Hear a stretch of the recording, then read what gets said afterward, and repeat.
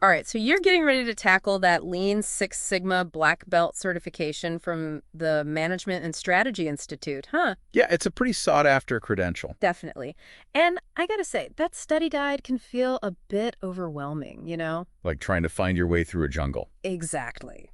So consider this deep dive your machete were cutting through the dense stuff to get you to the essential knowledge. You know, the stuff you absolutely need to know to succeed. Yeah, and what's really cool about Lean Six Sigma, and something I think is crucial to remember as you're preparing, is it's not just about memorizing a bunch of tools. It's a whole philosophy, right? Right. It's a way of thinking. You've got Lean, which is all about eliminating waste, those 7 classic wastes: transport, inventory, motion, waiting, overproduction, overprocessing, and defects. Tim Wood, right. Tim Wood, exactly. But it's not just about inefficiency. These wastes directly impact the bottom line. They get in the way of delivering value to the customer. Absolutely. Lean is all about making things flow smoothly and efficiently. Yeah, and then you layer on Six Sigma, which is all about data, statistical rigor. It's like the muscle behind Lean, right? That's a great way to put it. Six Sigma is about getting as close to perfect as you can, that magical 3.4 defects per million opportunities. And with the MSI certification, you're demonstrating you can master both approaches, Lean and Six Sigma, at an advanced level. You're showing you can drive real-world results. Exactly. And the DMAIC framework: define, measure, analyze, improve, control. That's the roadmap. It guides you through applying these principles to any project. Our deep dive today will follow the same logical flow, very much like the MSI study guide. So no unnecessary detours. We're zeroing in on those core concepts and tools that a black belt absolutely needs to have down pat. Ready to use, right? Exactly. So Right. no getting lost in the weeds. Our mission here is to equip you with that essential knowledge, the insights that will help you ace that exam. But more importantly, help you be a super effective black belt in the real world. Absolutely. So let's jump in, shall we? Starting with Chapter 1, Introduction to Lean Six Sigma. All right, so the foundation is key here. Now, you probably heard about Six Sigma reducing defects, but let's take a closer look at the why. Six Sigma is all about understanding and reducing variation in a process. Okay, so like variation is inconsistency. Exactly. Think of standard deviations, often represented by that Greek letter sigma. Think of it as the wiggle room in your process. Wiggle room, I like that. So a high standard deviation means lots of inconsistency, right? Like your commute time varying wildly every morning. Six Sigma aims to shrink that wiggle room, leading to more predictable, higher quality outcomes. Okay, so aiming for Six Sigma isn't just some abstract idea. It's a real goal with a specific target. Exactly. It's about a process where almost every single output, 99.999966% to be precise, is statistically expected to be defect-free. Wow, that's amazing. And this is where it gets really interesting, right? Because Six Sigma's focus on reducing variation and defects actually strengthens Lean's focus on eliminating waste. Precisely. So let's consider those 5 core lean principles. First, you have to define value, but only from the customer's perspective. What are they actually willing to pay for? Right, because what we think is valuable might not be what the customer actually wants. Exactly. Second, you have to map out the entire value stream, identify all the steps involved in delivering that value, and figure out where the waste is hiding. And that's where those 7 wastes come in, right? Tim Wood. Exactly. Identifying and eliminating those wastes is how you streamline operations, increase quality, and really boost customer satisfaction. It's about doing things smarter, not just faster. With less wasted effort, fewer wasted resources. And that's the beautiful synergy of Lean Six Sigma. Lean makes you agile, able to respond to customer needs quickly, while Six Sigma ensures what you deliver is reliable and consistent. They both push you towards operational excellence. Which, as the MSI materials highlight, leads to happier customers and a much healthier bottom line. Okay, let's move on to Chapter 2, which is all about the DMAIC methodology. This is the roadmap for pretty much every Lean Six Sigma project you'll encounter. And knowing this inside and out is key for the certification. So let's start with Define. Okay, so define is the foundation. This phase really sets the tone for the whole project. It's about getting crystal clear on the problem you want to solve, defining the scope, what's in, what's out, and really understanding those customer requirements. And when we talk about customers, we're talking about both the end users, the people who buy your product or service, but also those internal stakeholders, right? Yes, absolutely. Everyone involved. Okay. So a key deliverable from this define phase is the project charter. What are the absolutely must-know elements of this document for someone prepping for the Black Belt exam? All right, so think of the project charter as the project's constitution, its guiding document. It has to clearly state the purpose of the project, the background. Why are we doing this? What problem are we trying to solve? What opportunity are we going after? Okay, so it sets the scene. Exactly. And then you have to have well-defined, measurable objectives, ideally following that SMART criteria: specific, measurable, achievable, relevant, and time-bound. Right, because you need to be able to track your progress. Absolutely. The scope also needs to be crystal clear. What's included in this project, what's not included, you need to know your boundaries. Okay, so no scope creep. Exactly. You also need to identify all the key stakeholders and their roles and responsibilities. Everyone needs to know who's doing what. The charter should include a preliminary timeline, key milestones, a first assessment of the resources you'll need, and a clear statement of the expected benefits. So how will this project improve quality, boost efficiency, or increase profits? And of course, you need to identify any potential risks or constraints that could throw a wrench in the works. Right, because things don't always go according to plan. Okay, so it's all about establishing a shared understanding from the very beginning. And in the define phase, understanding what the customer wants is absolutely crucial. Which brings us to the voice of the customer, or VOC. How does a black belt go about capturing and using that effectively? Okay, so capturing the VOC, it's not just about asking customers what they want. It's a deeper process. You need to actively gather data from various sources: surveys, interviews, focus groups, customer service feedback, online reviews. You can even directly observe how customers use your products or services. Right, so you're gathering data from a variety of places. Exactly. But once you have all this raw data, the real work begins. You have to analyze it rigorously. To find those recurring themes, the unmet needs, the pain points. Yes, and then you translate those broad insights into specific, measurable, critical customer requirements. And those requirements don't all carry the same weight, right? Right, some are more important than others. Tools like the Kano model can help you prioritize them. Figure out which are basic needs, which are performance needs, and which are those delighters that really go above and beyond. And then you have to communicate those VOC insights clearly throughout the organization. Because if the project doesn't address the right problem, the problem that the customer actually cares about, then all your efforts could be wasted. Exactly. And those critical customer requirements lead to something even more specific: critical to quality characteristics, or CTQs. So what's the link between those two? So CTQs are those specific, measurable qualities of a product or service that are absolutely vital for meeting those customer needs that you identified through the VOC. So they're the things you can actually measure and improve, right? Precisely. They're the actionable targets. You take those broader customer requirements and break them down into specific, measurable performance metrics. You can use a CTQ tree to visualize this. Kind of like a flowchart. Yeah, exactly. You start with a general customer requirement and branch out into increasingly specific and measurable attributes. Then you set clear performance standards for each CTQ. What's the acceptable range? What's the target? And then, of course, you continuously monitor and try to improve performance against those CTQ standards. Okay, so define is all about clarity, understanding the problem, the scope, the customer, and translating those needs into measurable quality targets. Up next in DMAIC is measure. What's the main objective here? The main goal in the measure phase is to assess the current performance of the process, to get a solid baseline using data. You need to understand where you stand before you can start making improvements. Right, because you need to know if your improvements are actually having an effect. Exactly. And that's where measurement system analysis, or MSA, comes in. It's all about making sure the data you're collecting is accurate and reliable. It sounds technical. What's the key takeaway here? The basic idea of MSA is to determine if your measurement system itself is introducing variation into your data. You're basically checking if your measurements are reliable and valid. So MSA looks at things like repeatability. If the same person measures the same thing multiple times with the same tool, do they get the same results? Makes sense. Then there's reproducibility. If different people measure the same thing with the same tool, do they get consistent results? And accuracy, how close are your measurements to the true value? So you're looking for consistency across the board. Exactly. You want to minimize any variation that's coming from the measurement system itself, so you can be confident that the changes you see are actually due to improvements in the process, not just because of how you're measuring it. Conducting an MSA study involves planning the study carefully, choosing the right measurement system and operators, collecting data through repeated measurements, and then analyzing that data statistically. Are there specific statistical techniques used for this? Yeah, you might come across things like percent of study variation, PVSV, or analysis of variance, ANOVA.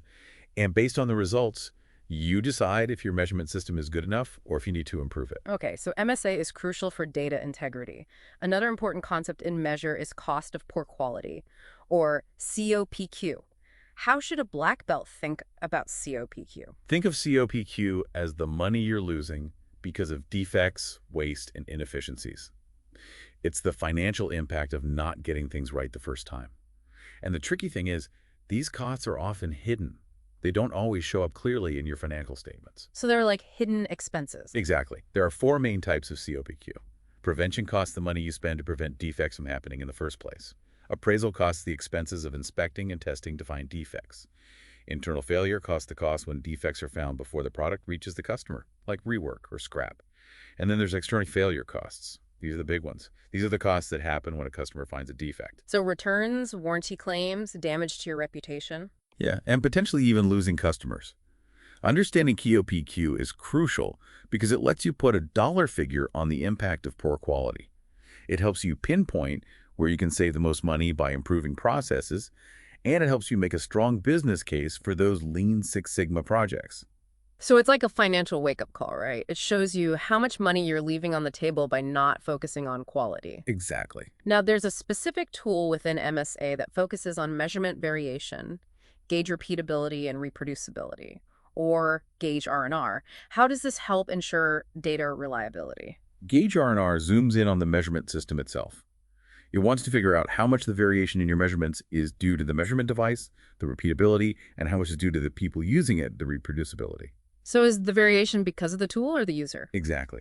You do a gauge R&R study by having multiple operators measure the same parts multiple times with the same tool. Then you analyze the data to see how much variation comes from the device, the operator, and the parts themselves. And ideally, you want the variation from the measurement system to be as small as possible. Exactly. You want to make sure the data reflects the actual variation in the process, not just inconsistencies in how you're measuring it. Okay, so the measure phase is all about getting a clear, reliable, and financially grounded understanding of how your process is performing. And that leads us to analyze. What's the core objective here for someone going for black belt certification? Right. So in the analyze phase, you're digging deep into the data you collected and measure. You're trying to find the root causes of those problems you defined earlier. So it's not just about identifying the symptoms, it's about understanding why the problem is happening in the first place. Exactly. You have to move beyond the surface and get to the root cause. That's where your analytical skills really shine. And to get to the root of the problem, you use root cause analysis, or RCA. What are the key steps involved in a good RCA? RCA is a systematic process. You start by clearly defining the problem you're investigating. What exactly is going wrong? Then you gather all the data and information related to that problem. So you can understand the context. Exactly. And then you brainstorm potential causes. There are some great tools for this, like the fishbone diagram, also known as the Ishikawa diagram, or the cause and effect diagram. This helps you categorize the possible causes. And then there's the 5 whys technique, right? Yeah, where you keep asking why to drill down to the root cause. Like a curious kid. Exactly. Once you have a list of possible causes, you need to analyze them. You might need to do some more data analysis, even targeted experiments to narrow it down. And finally, you have to validate the root cause. Make sure it's actually the primary driver of the problem. So RCA helps you figure out why the problem is happening. And to really be sure about those root causes, you can use statistical methods like hypothesis testing, right? And that often involves the central limit theorem. How do those concepts help a black belt in the analyze phase? Hypothesis testing is a powerful statistical method. It helps you determine if there's enough evidence in your data to support a claim or hypothesis about your process. So it's about testing your assumptions. Exactly. You usually start with something called a null hypothesis. This is a statement that says there's no effect or no difference. Like the status quo. Right. And then you have an alternative hypothesis, which is what you're actually trying to prove. So you're trying to see if there's enough evidence to reject that null hypothesis to show that there is a real effect. Exactly. And the central limit theorem, or CLT, is a fundamental concept in statistics.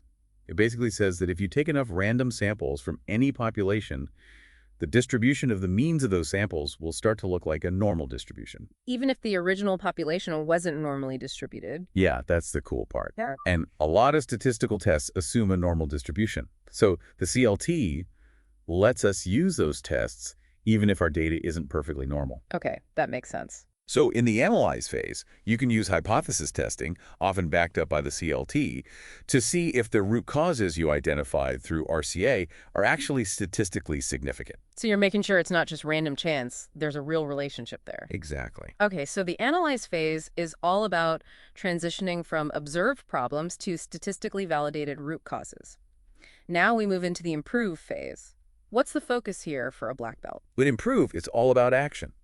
You've identified the root causes, and now you need to come up with solutions. This means developing, testing, and implementing those solutions to directly address those root causes. So it's about actually making things better. Precisely. And a really effective method for exploring potential solutions and optimizing process inputs is design of experiments, or DOE. Okay, so how can a black belt use DOE effectively in the improve phase? DOE is a statistical method that helps you understand the relationships between the inputs and outputs of a process. Instead of testing one factor at a time, DOE lets you manipulate multiple factors simultaneously. So it's about seeing the big picture. Exactly. You can see how each factor affects the output on its own, but also how they interact with each other. This is key for optimization. Because things can get complicated in the real world. Right. So with DOE, you first define your objectives. What do you want to improve or optimize? Then you choose the factors you want to study and the different levels or settings for each factor. Like different temperatures, pressures, whatever makes sense for your process. Right. Then you pick an experimental design. A full factorial design, for example, lets you study all possible combinations of those factor levels. So you're testing every possible scenario. Yes, to see which combination gives you the best results. And then you run the experiments, collect the data, and analyze the results. You often use ANOVA to see which factors really matter and what the optimal settings are. And then you implement those optimal settings to improve the process. Exactly. So DOE is a very data-driven way to figure out the best way to optimize a process. Another technique in Improve, one that's all about preventing errors, is Poka-yoke. What's the main idea behind Poka-yoke? The core idea of Poka-yoke, or mistake proofing, is to design your process so that errors are either impossible to make or they're immediately obvious if they do happen. So you catch them before they become big problems. Exactly. There are three basic principles: prevention, detection, and facilitation. Prevention means making it physically impossible to make the mistake. Like designing a part that can only be assembled one way. Exactly. Detection is about having mechanisms that immediately alert you when an error occurs. So you can fix it right away. Right. And facilitation is about making the correct action the easiest and most natural thing to do. So it's kind of like nudging people in the right direction. Exactly. Poka-yoke devices or techniques can be classified into three types: contact method, fixed value method, and motion step method. Can you give an example of each? Sure. A contact method might use physical sensors to make sure a part is assembled correctly. A fixed value method could ensure that you use the right number of components. So you can't forget a step. And a motion step method makes sure the steps are done in the right order. Okay, so you're guiding the process. Implementing Poka-yoke involves identifying those error-prone areas, figuring out why those errors happen, coming up with mistake-proofing solutions, testing those solutions, and then implementing them. And the benefits are huge, right? Fewer defects, higher efficiency, improved safety, happier customers. And ultimately, it saves you money. So Improve is all about putting solutions into action and making sure mistakes are prevented. And that brings us to the final stage of DMAC control. What's the primary goal for a black belt in this phase? In control, your main job is to make sure the improvements you made in the improve phase stick around. So you don't want things to slide back to how they were before. Exactly. You have to put systems and procedures in place to maintain those gains over the long term. And a key tool in control is statistical process control, or SPC, and the use of control charts. How do those tools help a black belt maintain process stability? SPC is all about using statistical techniques to keep tabs on your process. Control charts are a visual way to do this monitoring. They typically show data points plotted over time, with the central line representing the average and upper and lower control limits. Kind of like guardrails for your process. That's a great analogy. These control limits show you the expected range of variation for a stable process. The main purpose of control charts is to monitor that stability, to see if the process is behaving normally or if something unusual is happening. So you can distinguish between what's normal variation and what's a real problem. Exactly.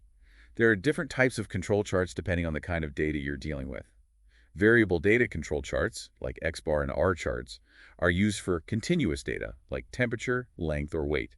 And attribute data control charts, like P charts and U charts, are used for count data, like the number of defects. So you pick the right chart for your data. Right.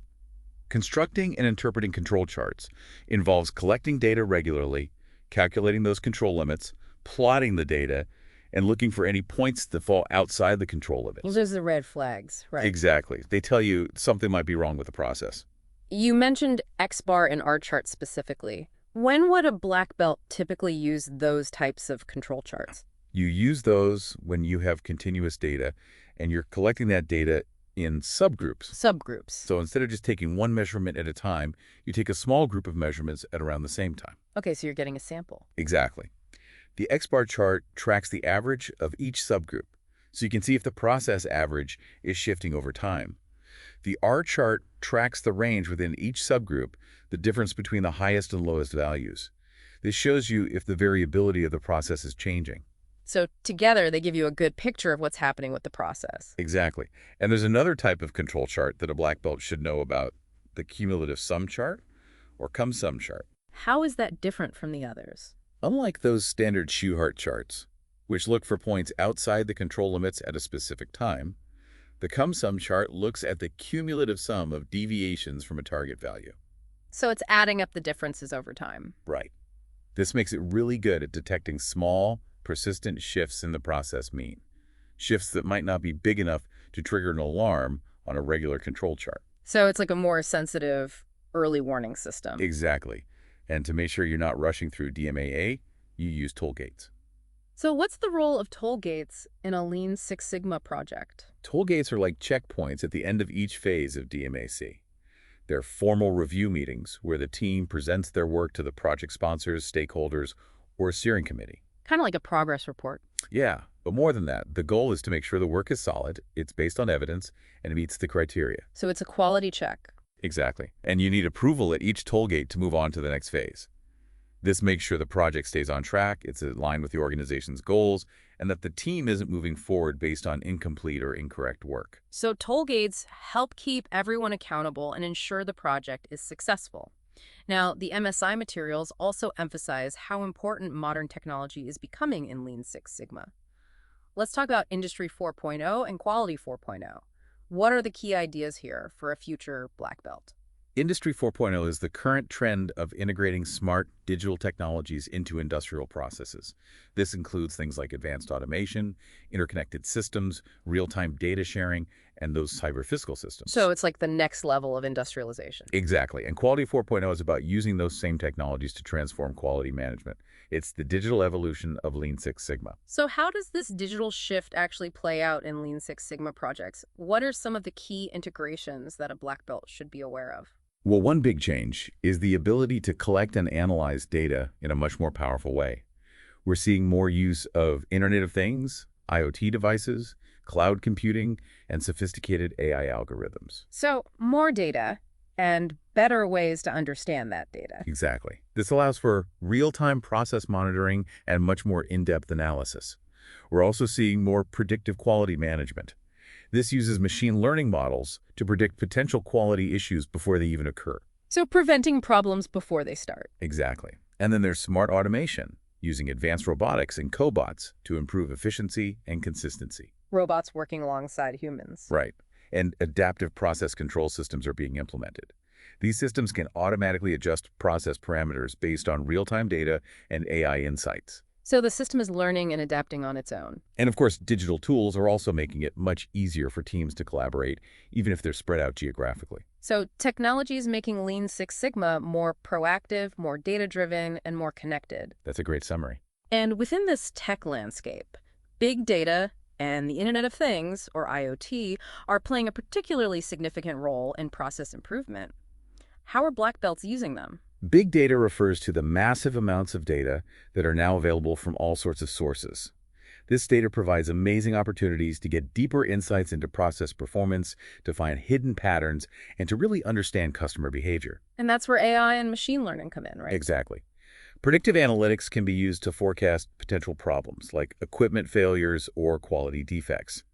IoT, with its network of sensors, allows for continuous monitoring of critical process parameters. So you have a constant stream of data coming in. And that data can be used to trigger automated alerts or even make automatic adjustments to the process. It's like having a built-in feedback loop. Exactly. And AI is becoming more and more important in Lean Six Sigma, too. What are some of the key applications a black belt might see? Machine learning is being used in lots of ways.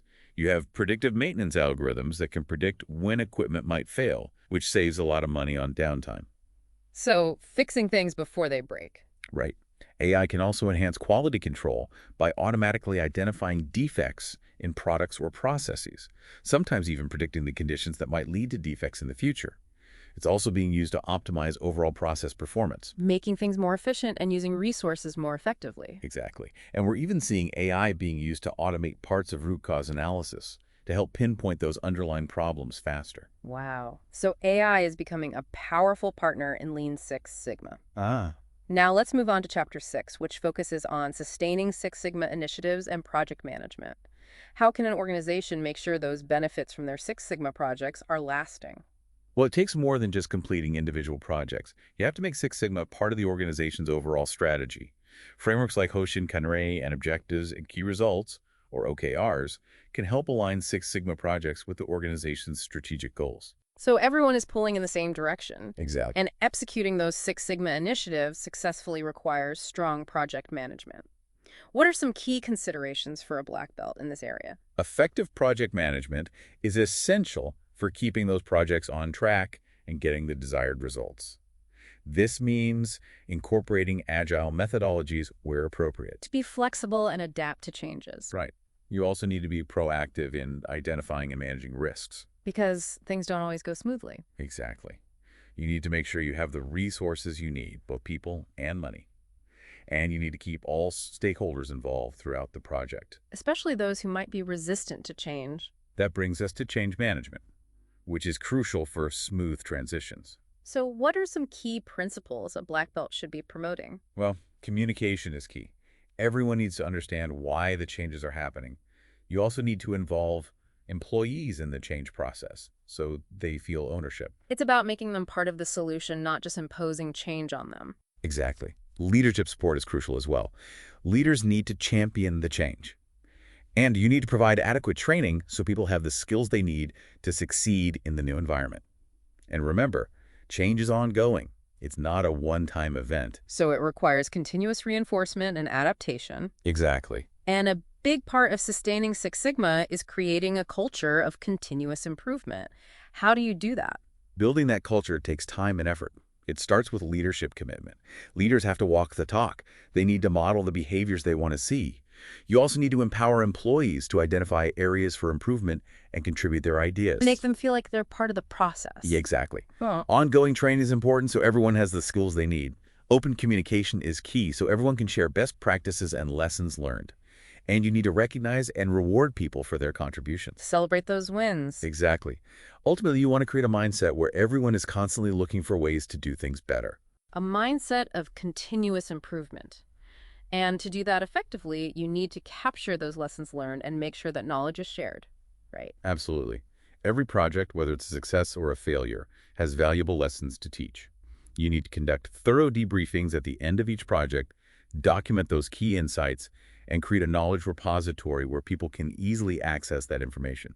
So you don't repeat the same mistakes. Exactly. And you need to encourage knowledge sharing through different platforms and communication channels. Make it easy for people to learn from each other. And those lessons learned should be part of onboarding and training programs for new employees. So you're building that organizational knowledge base over time. Right. And mentoring programs are a great way to transfer that more nuanced, tacit knowledge from experienced practitioners to those who are just starting out. Sharing that real-world wisdom. Yeah. Okay, what about scaling Six Sigma across the whole organization? How do you move beyond those initial pilot projects and really make it part of the company culture? Scaling Six Sigma effectively requires a strategic plan. First, you have to assess if the organization is ready. Do you have leadership support? What's the current culture like? Do you have the resources you need? So you're taking stock of the situation. Exactly. Then you develop a roadmap that aligns with the organization's business goals. It identifies those areas where Six Sigma will have the biggest impact. So you're prioritizing. Right. You also need to build up your internal capabilities, develop a strong network of Six Sigma champions, green belts, black belts. These are your experts. They're change agents. Exactly. And perhaps most importantly, you need to make Six Sigma part of the culture. You do that through communication, by integrating it into everyday operations, and by recognizing and celebrating successes. It's about making it the way things are done, not just a special project. Exactly. Okay, let's move on to Chapter 7, which focuses on the key Six Sigma metrics and measurement. What are some of the core metrics that a black belt absolutely needs to know? The core metrics are the language of improvement. They give you the data you need to track your progress and show the impact of your work. Defects per million opportunities, or DPMO, is a fundamental metric. It gives you a standard way to measure the defect rate across different processes, regardless of their complexity. So you can compare apples to oranges, so to speak. Exactly. Yield is another important metric. It tells you how efficient your process is.